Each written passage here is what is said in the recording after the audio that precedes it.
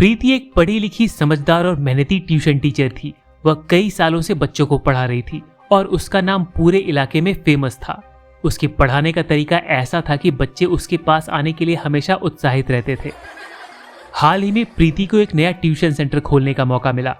यह सेंटर एक पुरानी लेकिन अच्छी तरह से बनी हुई बिल्डिंग में था, जो कुछ समय से खाली पड़ा था।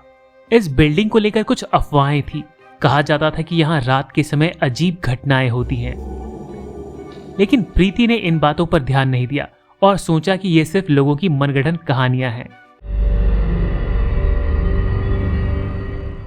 पहले दिन प्रीति ने बच्चों के साथ मिलकर एक सामान्य दिन की शुरुआत की। सब कुछ ठीक ठाक चल रहा था। बच्चे ध्यान से पढ़ाई कर रहे थे और प्रीति भी अपना पूरा ध्यान बच्चों की पढ़ाई पर लगा रही थी। लेकिन शाम होते होते कुछ अजीब होने लगा। अचानक से कमरे का तापमान गिर गया, जैसे कोई ठंडी हवा का झोंका आया हो। प्रीति ने सोचा कि शायद खिड़की खुली रह गई होगी, लेकिन खिड़कियां बंद थी। उसने इसे नजरअंदाज किया और पढ़ाई जारी रखी।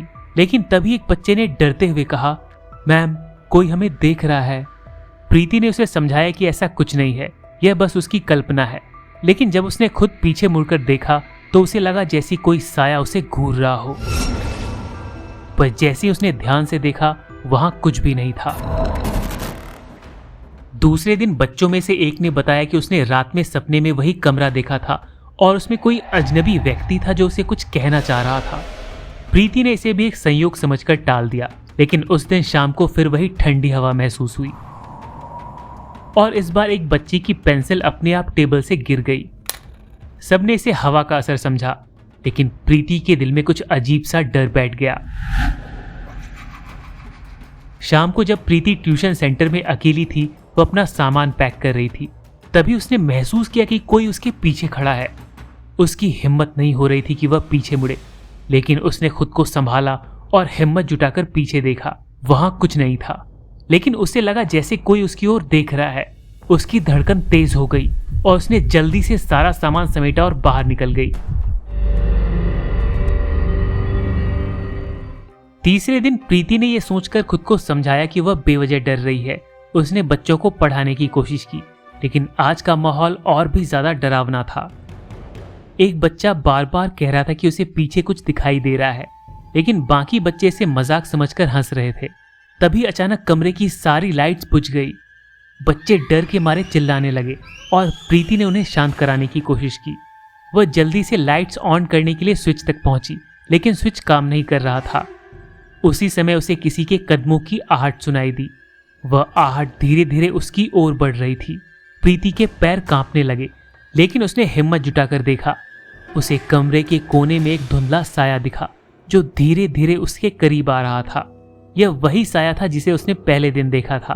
प्रीति घबराई, लेकिन फिर उसने खुद को संभाला और उसने अपनी सारी हिम्मत जुटाकर उस साये से बात करने की कोशिश की। उसने धीरे से कहा, तुम कौन हो और क्या चाहते हो? साया कुछ पल के लिए स्थिर रहा, फिर धीरे धीरे उसकी आकृति साफ होने लगी। यह एक छोटे बच्चे की आत्मा थी। उसकी आंखों में दुख और अकेलापन था।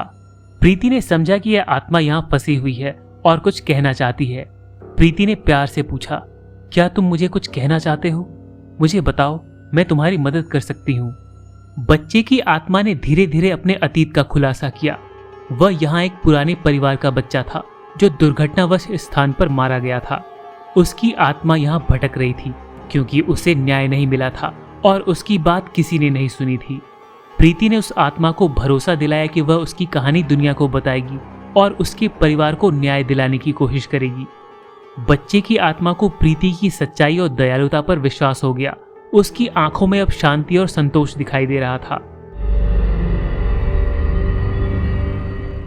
अगले दिन प्रीति ने स्थानीय अधिकारियों से संपर्क किया और बच्चे की कहानी को सबके सामने रखा। उसके प्रयासों से बच्चे के परिवार को न्याय मिला और उस आत्मा को मुक्त करा दिया गया। वह आत्मा अब उस स्थान पर नहीं थी और ट्यूशन सेंटर में शांति लौट आई थी। प्रीति ने महसूस किया कि सच्चाई और दया से बड़े डर का भी सामना किया जा सकता है। उसने बच्चों को भी यही सिखाया कि डर से भागने की बजाय उसका सामना करना चाहिए और सच्चाई के रास्ते पर चलना चाहिए। उस ट्यूशन सेंटर ने अब एक नई शुरुआत की। बच्चों में फिर से उत्साह था और प्रीति के दिल में संतोष। वह जानती थी कि उसने न सिर्फ एक आत्मा को मुक्ति दी है, बल्कि एक सीख भी दी है। कि सच्चाई और हिम्मत से किसी भी भय का सामना किया जा सकता है।